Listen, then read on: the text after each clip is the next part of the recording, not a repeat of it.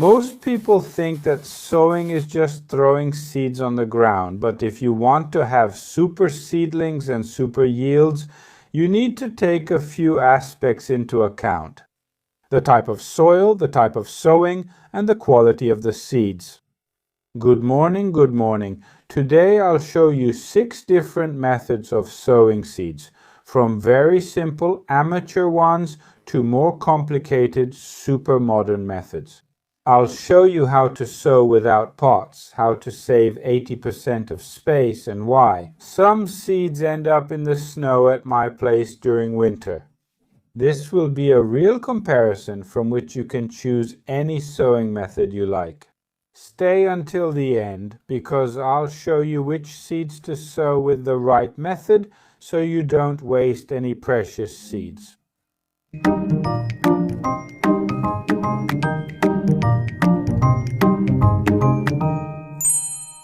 In a moment, I'll show you method number 1, but before I do that, I encourage you to subscribe to the channel and turn on the notification bell, because statistics show that you watch, you peek, but you don't subscribe. I would really appreciate it if you click subscribe and write, "I'm with you, I'm watching," and now I'll show you the first sowing method.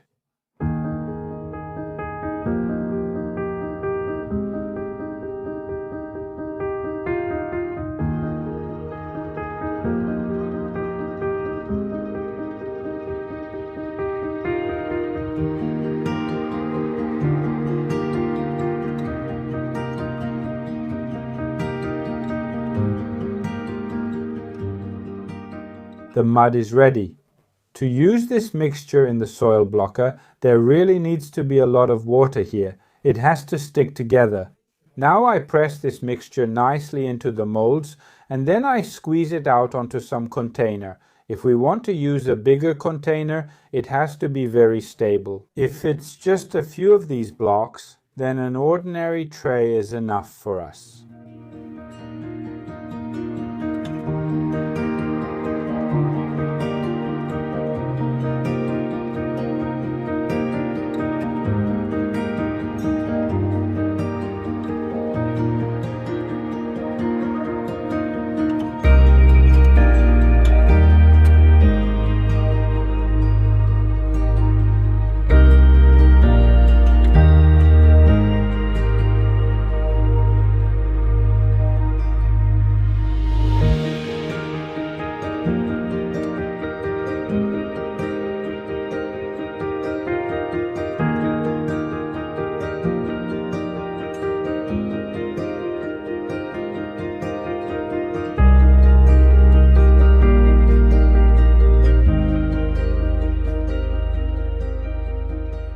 I already have the blocks prepared. Of course, I could have more of them here, but I just want to show you when making these blocks, there are usually these little protrusions here that immediately make small holes for sowing seeds.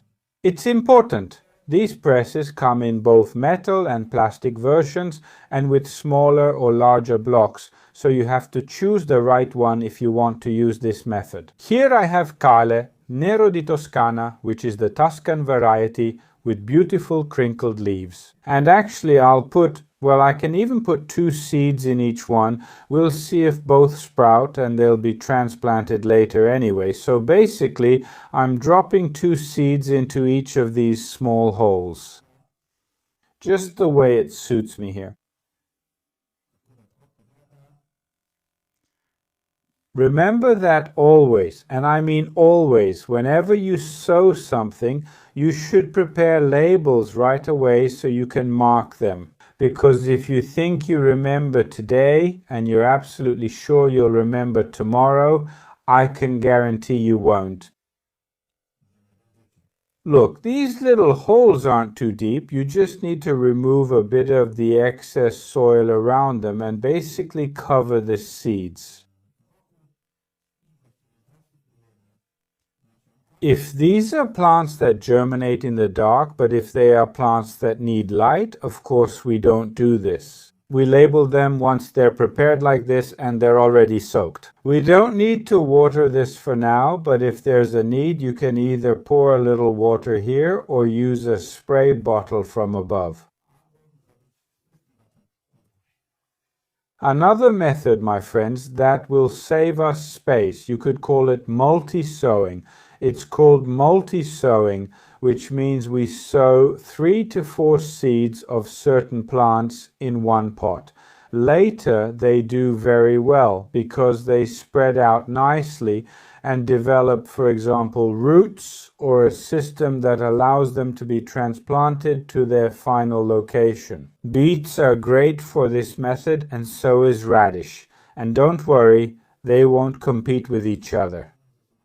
That's absolutely not the case. For example, here I've prepared some soil in these small biodegradable pots. Here I'll sow 3 radish seeds in different spots. Once the radish grows and its root system develops a bit, I either cut and plant it in the garden bed without the pot, or I plant it together with the pot wherever I'll have my whole crop. The radishes grow and grow, and after a while, when one gets bigger, we simply pull it out, then the next ones. They fill up the whole space, which helps us save room, for example, in multi-trays, where we usually sow just 1 seed per cell.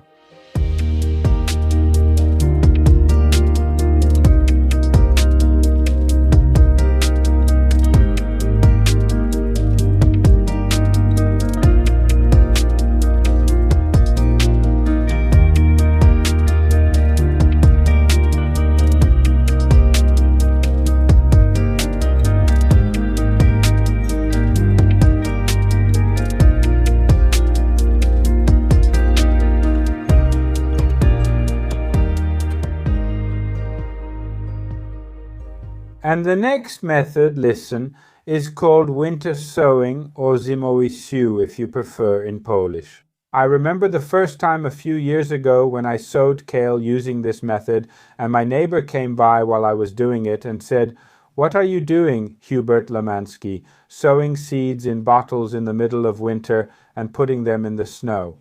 Well, it's a certain kind of method, because for this method we usually use plants that need natural chilling, that is, stratification, those that are resistant to low temperatures. This will allow us to take care of these plants in such a way that they will simply sprout. When the best moment comes for them in such a bottle, they will have perfect conditions. You can just as well do this winter sowing in any plastic container. You can use bags, just cover it later and put it into a plastic container. I do it in bottles. For me, bottles are a natural element I can use. I use large bottles, they can be even bigger or smaller. The main thing is to make holes here, at least 3 or 4. Cut the bottle in such a way that it can open and close, put some soil inside and plant the seeds. It would also be good to tape it here so it doesn't open. We leave the top open so that water can naturally get in, then it will be well watered, and we place it in the garden in the snow. In a moment you'll see what it looks like.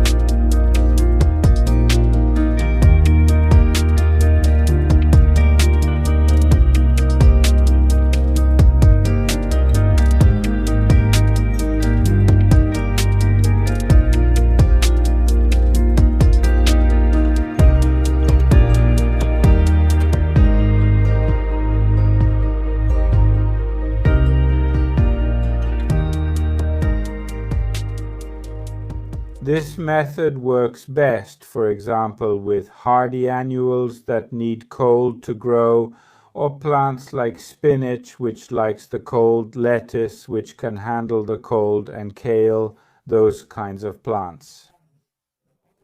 I have a list prepared for each of these methods, so stay until the end and I'll tell you where you can get it.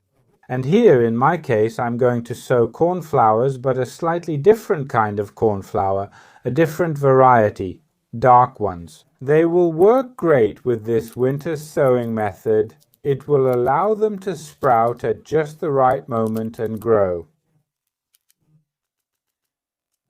Remember, we sow a bit more of them. They do well here, and now my advice is to spread them out a bit all over the area. Cover them lightly. And a tip, if you cut the bottle high and later want to water them if needed. Sometimes there might not be any snow and it could be dry, so you'll need to open it and water a bit. So if you cut it low enough to easily reach inside, you won't wash the seeds too deep. But if you cut it high and pour water in, since you can't water precisely, the seeds will fall very deep and might not sprout. So yes, from experience I know that's how it's done, and I've done it that way twice. Alright, we're done here. Let's cover it with a bit more soil. In this case, just a little is enough. We moisten it. We moisten it more or less, depending on how wet your soil is. And right, I didn't mention that. Remember, you absolutely need to buy soil specifically for sowing, because it doesn't have as much fertilizer as regular soil. If it has fertilizer, it might turn out that when the sun comes out and there are already small seedlings, they will simply start to heat up, absorb it, and the fertilizer will burn them. Here, the seedling doesn't need that much energy, it already has it inside itself. Until we transplant it or until it gets a bit bigger, we can just give it a little bit of nutrients to the leaves here.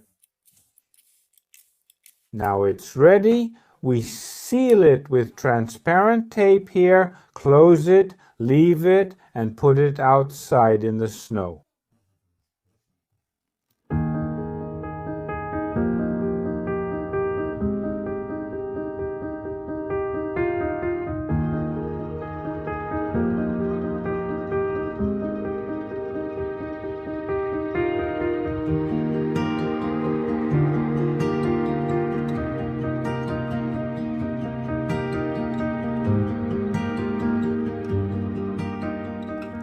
Another method, my friends, is the classic one that you surely know, multi-trays or those multi-pots. But here, the devil is in the details. Depending on what you're sowing and how long it will stay in the multi-tray, you choose different types. Listen, this one works great for me. For tomatoes, I sow one seed per cell so that the tomato roots don't get tangled together. Tomatoes love to be transplanted. Therefore, this is only used for the seed to germinate, for the first true leaves to appear, and then I immediately transplant them. This type of multi-tray with a triangular end is very good because it makes it easy to pull out the root ball. And this is exactly for plants that like to be transplanted. Of course, they can be slightly bigger, also triangular. You can divide them however you like. There are also larger ones, bigger ones. I use them for plants that don't necessarily like to be transplanted. And for example, if I sow cucumbers or zucchinis early, which don't really like to be transplanted, and don't really like any disturbance in their roots. Therefore, I sow one seed in each, and that's enough for me so that later they can go straight into the ground or into the greenhouse. Another type of multi-tray, which you could say isn't exactly a multi-tray, but is what's called a multi-pot, meaning it has a common base and small pots that fit in here. This size, look, longer, not very wide, but longer, is perfect for sweet peas. They like the cold, so we'll sow them in a moment. They like the cold after sprouting. Actually, if the temperature stays above 0, they'll stay in the greenhouse. They need to develop a root system. That's why a bigger and longer pot is great for peas. And then I just take them out and put them straight into the ground. Here I'll be sowing 2 seeds each. Look, I put in 1, 2. The seed will be high up, not deep, so a lot of soil. We add soil because we need space for the roots to develop, not for the seed to waste energy just to sprout. Besides, if it's much deeper, it might turn out that it won't sprout at all. I just need to sift through the soil that fell in here. Look, they're already done. 1, 2, 3, 4, 5, 6. It's also nice that you don't have to move them one by one. It's really compact and you can put it anywhere. And here I'll just make a little hole with a dibber or a pen. I put 1 or 2 sweet pea seeds in each hole, and then I place it in a warm spot. It could be, for example, on underfloor heating, and after they sprout, I immediately move them to a cool, bright place. We've already covered 4 methods, so now it's time for the 5th method. Listen, this one is for people who like pricking out seedlings, and especially for those plants that have tiny seeds and are difficult to sow individually. That's why they're sown by broadcasting. It can be any container, for example, an ice cream container. It can be a plastic container, something simple, more durable, or less durable. Anything that has holes at the bottom. And wherever you put the soil, remember, for sowing, we fill the container completely with soil. If you have a container with a lid, because it can also be a mini greenhouse, these mini greenhouses are actually very good for something like this. As long as these are seeds that like moisture, that's how we do it. And for example, with lobelia, I have lobelia here. It has tiny seeds, so it's hard to sow them one by one. So we'll use the so-called broadcast method. I don't even know if I'll be able to see these seeds here because they're so small, but I'll try. Yes, there they are. Want to see how big these seeds are? I can't see them. They're falling. Something's falling here. Oh, really, like dust, so it's hard to sow them this way. That's why it's done by the broadcast method, meaning across the whole area. Usually, it still appears in the soil later, since it always lands somewhere. I have it. I pat it down. If these are seeds that need light to germinate, I don't cover them. I can cover them. Listen, because that's also a good method. A bit of soil, but if you have, for example, open perlite, we can cover it lightly with perlite. There you go, extra protection, the light comes through, they're lightly covered. Oh, fantastic. And now, once you have those holes made, of course you don't pour water from above because those seeds are so tiny that they'll fall somewhere deep. So you put it in water, the seeds soak up, and then everything is saturated. When the seedlings appear, those tiny ones, after a while, once they've grown a bit, you take some out with a spoon, separate them, and put them into new pots, and that's when the fun begins. Well, but as my motto goes, dirty hands, clear mind. So this is exactly the method for someone who really likes digging in the soil. My dear friends, and the last method, which is the so-called direct sowing. Since I have a greenhouse, it would be a shame not to use it and not have it. In March, new Lijek already. Therefore, direct sowing can be done in the greenhouse and under white agrotextile. Actually, already in February. So that this radish, those lettuces or dill for the first cut, appear at the end of March. So this is a great method.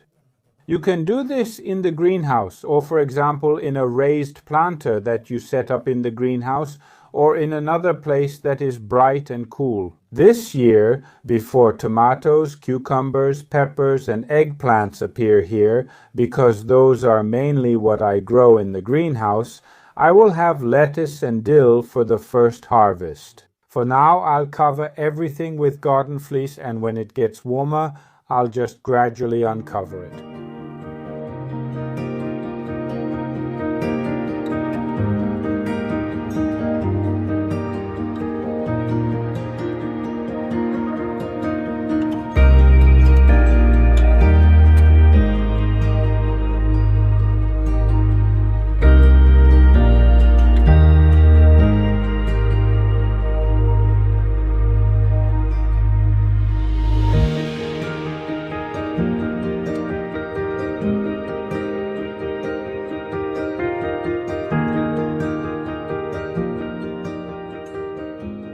6 methods of sowing various plants.